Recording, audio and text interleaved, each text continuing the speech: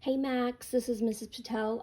Mom mentioned that you were having some troubles with this area and perimeter booklet. So I am going to show you problem number 17 in this booklet. If you want to pause and get to that booklet, that would be great. All right, so what we have here is a shape that is actually a composite figure, which is combined with three separate shapes: a rectangle at the top, a rectangle in the middle, and a rectangle at the bottom. So what we need to do first is go ahead and divide those shapes into different parts. And I think we did this part in class already, okay? All right, so in order for us to find the area of each section, we're gonna have to multiply the length times the width. All right, so here we already have the length and the width, 25 times 10. So we know the area of this is 250 centimeters squared. Okay, so let's look at the one in the middle. The one in the middle, we have our length, but we don't have our width. So we need to solve for PS. All right, well, we have our length, we need to solve for PS so we can multiply our length and our width. So PS, all right. So one of the clues in your books is that there is a hatch mark right here. All right, so that's 12. Now, there's also a hatch mark here. Equal hatch marks equal the same length, so that's 12.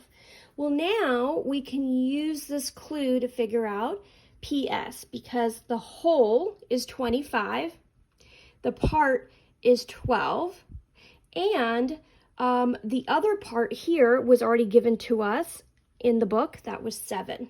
So 25 minus 12 minus 7 will give us 6 for this line, which is SP or PS. So PS is 6, QP is 12. So 6 times 12 will give you 6 times 12 right here. 6 times 12 will give you 72 centimeters squared. Okay, so we figured out the area for the bottom rectangle. Now we figured out the area for the middle rectangle.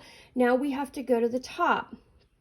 So we're looking at the area of LMNO, okay? LMNO, well, let's take a look. How do we figure this out, okay? So we know that this part here is 18, right?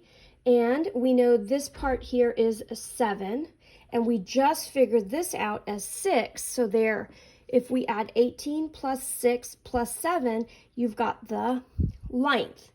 So the length here for